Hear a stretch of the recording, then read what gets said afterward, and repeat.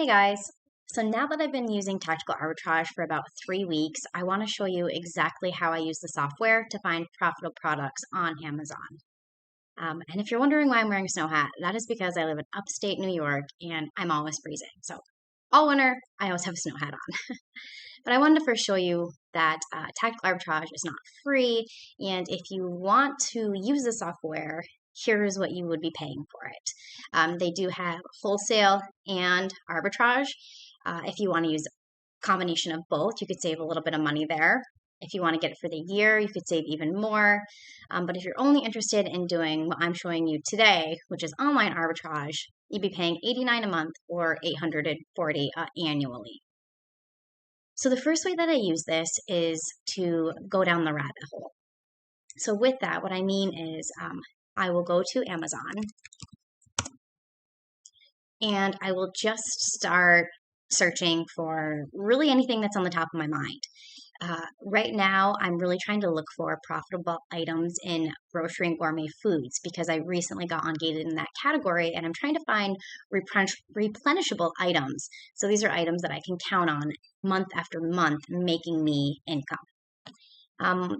When I think about what types of items I want to search for, I want to, one, make sure that it's not too heavy. I don't want to pay a lot for shipping. I don't want it to be like too oddly shaped or too hard to package. So preferably something that is on the lighter side and something that a lot of people use. So let's go with pasta. Who doesn't love pasta? So now I'm going to see what looks interesting to me. I'll be checking how many sellers there are. You don't want to have one or two sellers because you don't want to be hit with an IP alert. So I always try to make sure there's at least 3 sellers on there so I know that it's probably a safe listing for me to jump onto as well. I also look for things that are easy. So for example, I probably wouldn't be interested in this listing because I can see that I'm going to have to buy 6 boxes and I'm going to have to buy 2 of each. So I'd have to buy 2 rotinis, 2 pennies, 2 shells. That's just a lot of work. So I'm going to stay away from that. I want it to be as easy as possible.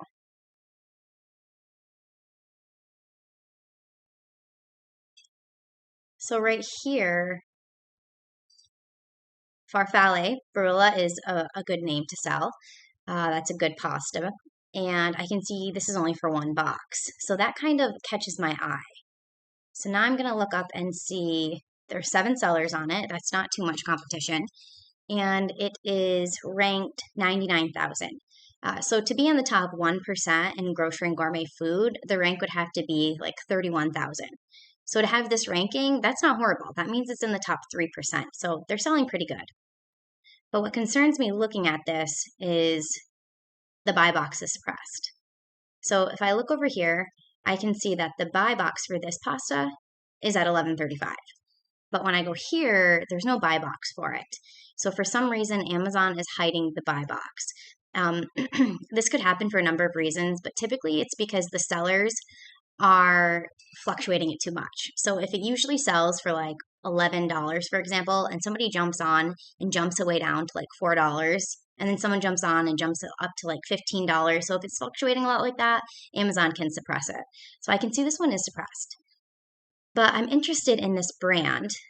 So let me just do a search now. So see what I mean? I'm going down the rabbit hole. So I'm going to search for Barilla farfalle 16-ounce pastas. Barilla farfalle, 1 pound. See if any other listings come up that look like they could be profitable. So there's that same one, suppressed. Mini farfalles, I'd have to buy 4 of them here. I really would rather buy like 1 or 2. But this one looks pretty good. This catches my eye. Ditalini, so it's a different kind, but it's still Barilla. And I would only have to get 2 of them. I'd be selling them for $12. There are a lot of sellers on here, so this seems like it caught a lot of other sellers' eyes too. And because there are a lot of sellers on there, that kind of means to me that it probably makes a profit or there wouldn't be so many sellers. 33,000, so it is like just over the 1% line. It's in like the top 2% in grocery and gourmet foods. So let's dig a little deeper into this. So it takes a second for my next extension to load that I use once I really start to dive into something that sparks my interest. And there it is popping up now. So this is the AMZ Online Arbitrage Multi-Tool. Super handy. It tells you how many sellers there are, how many are FBM versus FBA. There's only 5 FBM sellers, so I do FBA. So this would be my competition right here. So I'm keeping in mind the fact that I will be competing with 26 other sellers to try to win the buy box. Winning the buy box is this right here. So there are over 30 sellers on this listing. Out of all of those 31 sellers, the person who has it listed right now for $12.14, the customer that just clicks add to cart or buy now, it's coming from that seller. They won the buy box. So to win the buy box, you usually have to do fulfilled by Amazon. That's going to give you more likely to have the buy box and have the lowest price. So I can see that right here, I don't have any limitations. If I would have to ask permission to sell this brand, it would come up in red right here, and I would have to go to Seller Central and ask permission, but it doesn't say that. So I can sell it. And now I'm going to go and dig a little further. So what I do next is this is where I use the tactical arbitrage. So I'm going to come down and grab the ASIN for this product. The ASIN is just the unique code that Amazon uses to identify this product. So I'm going to copy that, and now I'm going to go to tactical arbitrage. And down here on analysis, I go to the tactical edge. Paste that ASIN, and this is where I'm really going to start like looking through it with like a fine comb, you know, seeing exactly, does this look like a risk? Does it look like there's a lot of profit to be made? And I can see, okay, the buy price here, it's not showing one, but it isn't suppressed because we saw it here, there was a buy box. So it's not suppressed. It's just trying to throw me off, I guess. It says the typical buy price is around $12.14. So now I'm going to come here, and I usually start looking at a month view. So in a month, I want to make sure that the buy box, so the buy box is in blue. I'm going to push this over here for a minute. The buy box is in blue. I want to make sure that that buy box is staying pretty constant. Sometimes what happens is you might be looking at like a month's view and the buy box looks pretty good, but then when you go to the year view, it could actually like fluctuate a lot. You don't want to jump on a listing thinking that you can list something for $12 and then actually the typical buy box is only at $4. So you wouldn't be making a profit. So you want to make sure what it really actually lists for. So let me just jump up and check. I'm going to take off the sales rank for a second so I can just look at the buy box for the past 6 months. I can see back in July, it was at 11 up to 13. See how it's changing right here as I'm scrolling? 14, 13, 12, 11, 12. So it's not changing a ton. So I can count on being able to list this at least for like what the average is right there. So now let me see what's been happening the past month. The past month, 12, 12, couple of 11s. So it's between 11 and 12. Now I'm going to get the sales rank back on there. So the sales rank now I'm looking here. Again, 31,000 and below, you're in the top 1%. I can see here we're in the top 1. So the sales rank looks really good on this. It's not changing a lot. It seems to always be around the top 1%. So that's good. That means they're selling a lot. Now I can go and look at just the past week. Let's see what's been happening the past week here. I'm going to take off the buy box for a second. And to read this, if I wanted to see how many were selling in this past week, you're basically looking at the drops. So every time I see a drop, that's a sale. So see how it's going up, up, up, boom. It just came down right here. That's a sale. So I'm going to count the drops in the past 7 days. So 1, 2, 3, 4, 5, 6, 7, 8, 9, 10, 11. So this is selling between like 10 and 11 boxes a week, which would be about 40 boxes a month. So now I'm going to go down and look and say, okay, estimated monthly sales, it is selling about 40 a month. Again, 26 of the sellers are FBA, and now I'm going to dig deeper into their information. This tells me who's selling it, how many they have in stock, how much they're selling it for, and how much they're getting after fees. So I'm really looking at the FBA sellers here because those are my competition. I'm probably going to win the buy box over those FBM people.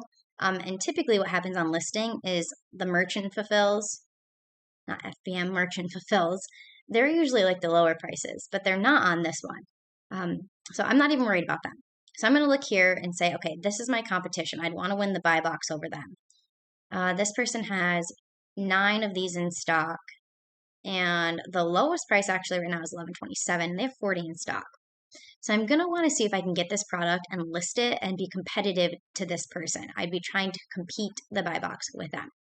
So $11.27. Now what I do, everything's looking good. This is an item that's selling a lot. There are a lot of sellers, but let's see if I can compete with them. I'm going to go over to Google and I'm going to type in the product to see how cheap I can get it. So Barilla di Tellini, they were 1 pound boxes and I need 2 of them. So let's go to Google. Barilla di Tellini, 1 pound. More times than not, it's usually Walmart that has the best price, and you can see that they do right now too. So I'm going to click on that. So I'd be paying $1.26 a box. So for like $2.56, I could get 2 of them. So now let me go back to Amazon. And I'm going to put in here my buy price would be $2.56. I don't remember what I would be listing it at, so I'm going to go back to Tactical Edge, look at that seller again, $11.27. I'd want to compete with them. So the sell price, I'd be listing it for $11.27. And then I'm going to calculate right here to see what my profit would be. So after the fees, I would be making $1.93 every time I sold 2 of these boxes. So then it just becomes a decision. This is kind of risky because there are a lot of sellers on it. But if I list it at this price, I can pretty much guarantee that I'm probably going to get the buy box, especially if it keeps revolving. I'll probably be sharing the buy box between me and that other seller who's the lowest. Now here's where it becomes a gamble because by the time that I get this in hand and ship it to Amazon and they unbox it, there could be several other sellers that jump onto the listing and go even lower. So then I might have to lower my price. So for me personally, I wouldn't go for this. I don't want to invest that money into something that in the end, I'm probably only going to make this much tops and it could even be less. But it's a personal decision. I mean, if it's selling 40 a month and maybe you think 20 of those sales might come from you at least, if you're getting the buy box win and having the lowest price, so you could be selling 20 of these, and then that would be $40 a month that you're getting just from this one item that you're selling. So that's how that goes. That's how I use it to go down the rabbit hole. I really use that, where was it, analysis, and then it's called the Tactical Edge. The other way that I do it is if I don't really have a product in mind and I'm not scoping out Amazon, but I want to scope out a website. So what I will do then is I will come to product search. Get rid of these. And here we go. So you can go through here and see exactly which stores Tactical Arbitrage will look through all of its inventory and see what could make a profit and compare it to Amazon. So there's quite a few stores on here. A lot of them I've never heard of or never used before. I usually just go back and forth between like a handful of maybe 5 of them. So really basic, you could just click on one of these and then you could, let me show you. Maybe I want to, let's go to H's, let's see what's there.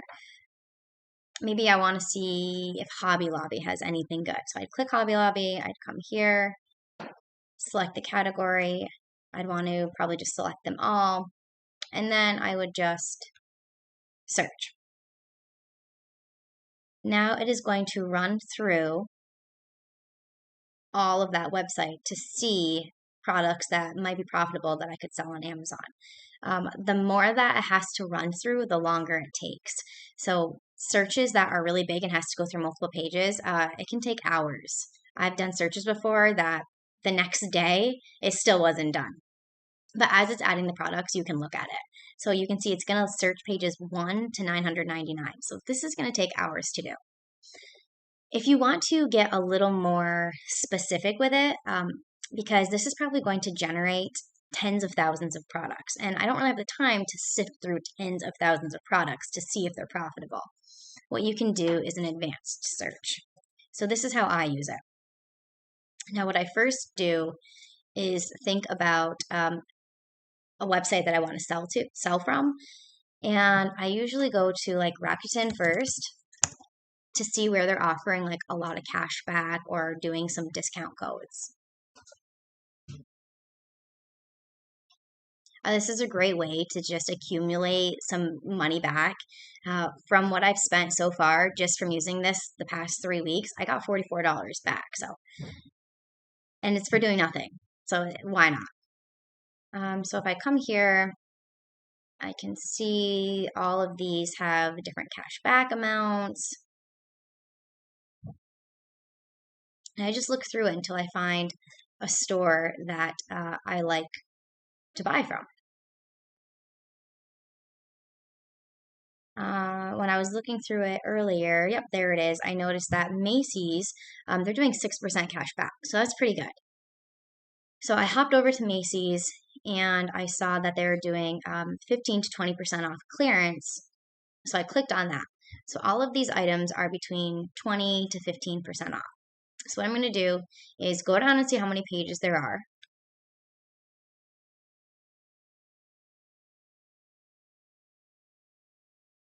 So I can see here there are 594 pages.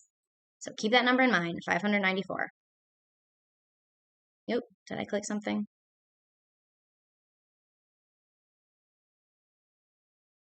Nope, still the same page. All right. So I'm going to go up to the top and copy the URL. I'm going to go back and paste it here in category.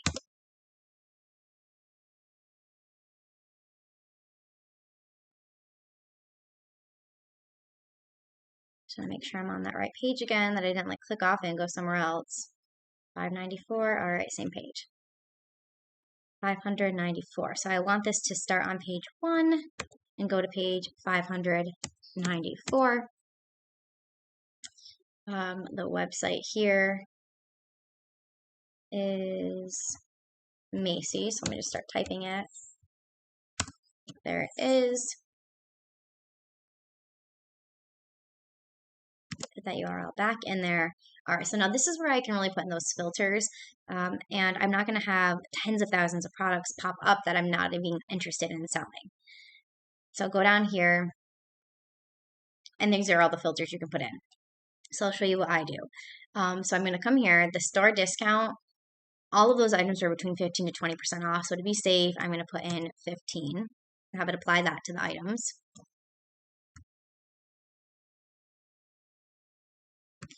And the cash back was 6%, so I'll pop that in there too. Sales tax, I have 8% sales tax where I live, so I'm going to put that in there so it figures that into my profit. Remove, so let's see what type of things I want to remove. So I don't want to see things that are out of stock. I don't want oversized products. I don't want to have to worry about shipping that.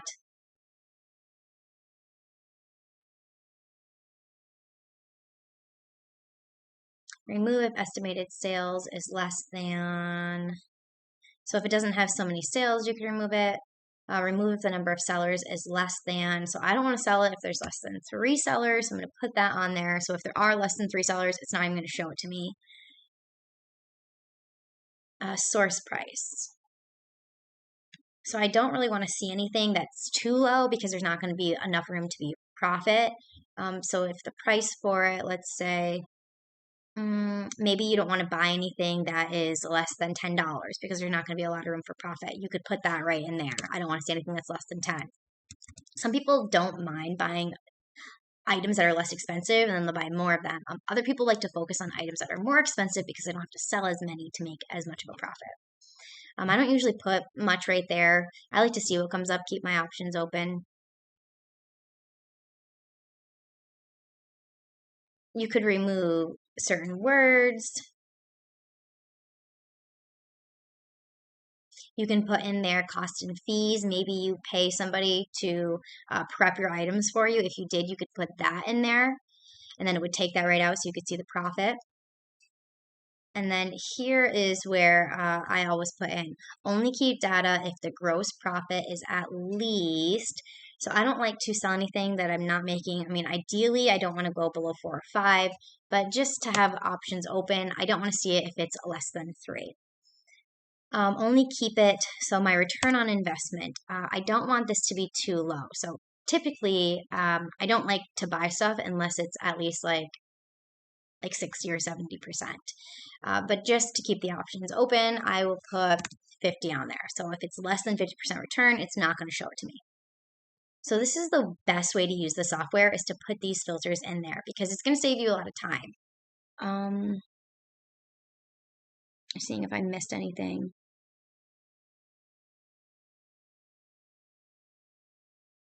So right here, I always click this too. Remove if Amazon is also a seller. It's hard to compete with Amazon. I mean, it's their, Amazon is theirs. So if they're selling on a listing, chances are you're not going to want to jump onto it and compete with them. Like I was saying, it's all about winning that buy box. So if they're on it, they're probably not sharing the buy box. And if they are, it's not very often. So I don't want to compete with them. If they're selling a product, I'm just going to stay away from it because there's so many other products to sell instead.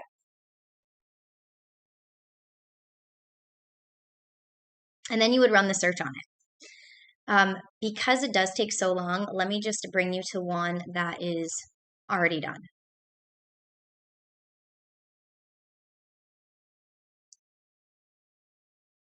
So when I go to my search manager, I can see here I have 27 completed searches.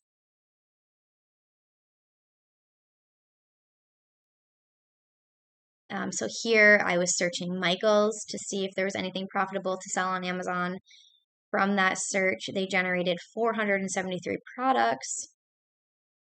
Right here, I was looking at Walmart, Target. So let's just click on one and see the data. All right, so this one from Target, it pulled up 3,322 items that it thinks, based on what I told it, might be profitable. So I'm going to view that data. Now you're going to notice right off the bat that tactical arbitrage is not perfect at finding what it thinks it found. For example, a lot of the times things aren't going to match up, and you're going to notice very fast. So I'll give it a second to load and then show you what I mean. So boom, right here. Here's the product image of what I would be buying. Here's the image from Amazon. Clearly that's not the same thing. So a lot of things are going to be things you just fly past anyways. And that's why you want to set those filters, because if you don't set the filters, there's going to be even more things that pop up that you're going to have to go through. So you can come up here and you could apply filters even further after your search is complete. So I always come up here to the filter manager, and I want to get that number as low as possible because I don't want to sit here and sift through products all day long. So my gross profit, I want it to be from at least $3. My return, maybe I'm going to tell it only show me stuff that has a 55% return. Source this from Target. Competitive FBA sellers. Maybe if I only wanted to not have a lot of, like if I didn't want to jump on a listing that had too many sellers, I could say that on there. Maybe I don't want to see if there's more than 20 sellers, so I could put that there. Categories. So here I could go to take things off that I don't want to sell. So if you were interested in automotive, I'll just take that out of there. I can see a lot of this stuff is grocery and gourmet food. That's something I'm really interested in right now. So maybe I only want to see the grocery and gourmet food. So I'm going to take everything else off.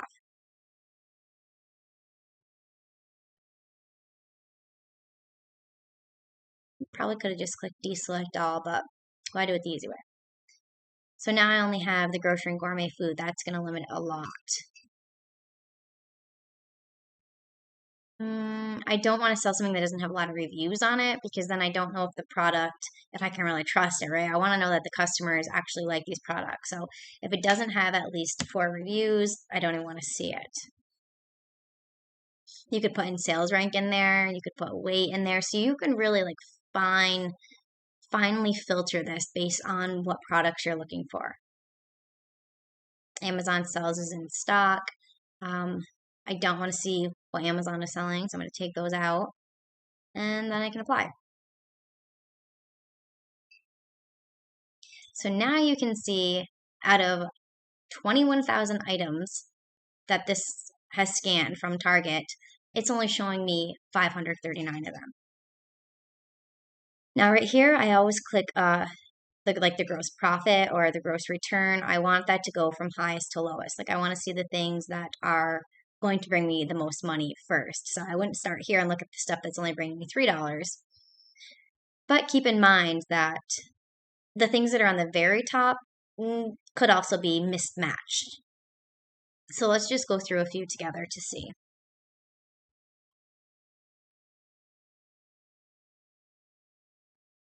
So the first thing that comes up here are these Cinnabons. And then we see some Annie's Bunny Fruit Snacks. So what you're really going to want to do first, here's what I do. I look at the image, make sure they match. 12 pouches, 12 pouches. Okay, that matches. It's not saying that it's a quantity of more than 1, but sometimes it gets that wrong. So this is saying it's only 1. I wouldn't go any further with this listing because I can see from the chart right here, that orange is Amazon. So Amazon's on this listing. So I would just keep on scrolling. Now here's what I was talking about with the mismatches. Tactical Arbitrage only caught this as 1. So it thinks that Amazon listing only has 1 selling. But I can see right here from the image that it's not 1. This is actually 6 selling. So this doesn't match up. No good. Keep scrolling. Goldfish here. Oh, I can see that there's 27 variations there. So that would take a little more digging and have to dig into the variations to see which one was selling a lot. So I'm going to skip past that one. Neo Sweet Tea. This is saying that it's just 1. They look the same. Just peeking at the chart really quick, I don't see Amazon on it. But the issue with me right here is the return. So it's saying this return is 1,670%, which, no, there's no way. So I'm going to click here on the Amazon image and go in and see. It's probably more than 1. Yeah, so this is actually 24 that it's selling, not 1. So that one's no good either. So you can see how this is immensely helpful. I mean, it just searched an entire website and pulled all of the things that only looked like it was a profit. So from here, I still have work to do. I still have to go through and I still have to see, is it actually a good match? Then I would go and dig a little further. I would go to the listing and do the stuff that I showed you first, where I would look at the sellers. I would look and see, copy that ASIN, bring it over to the Tactical Edge, and then I'd start reading the charts. So this is how I use Tactical Arbitrage, and this is how I get stuck on it for hours, because I love this. I really do. So I will just keep going through, and I will find things. If it looks like it's a good listing, I'll pop into Amazon to make sure it actually matches up, make sure I'm ungated and I can sell it, and then I start going down further, reading the charts, looking at the sales, seeing if it's profitable. Hop onto Google, see where I can buy it from. See if I can get at a good enough price to make a profit. And then at that point, if it works, then I'll say, okay, am I going to take the risk? Is the risk worth the reward? So hopefully this was helpful for you and gave you an idea of how tactical arbitrage really can be a powerful tool, especially if you're serious about online arbitrage and you want to make it into something where you are buying and reselling at a high volume. I definitely recommend checking this out. All right, thanks for watching. Subscribe to my channel. I put out videos every week about selling on Amazon. Bye.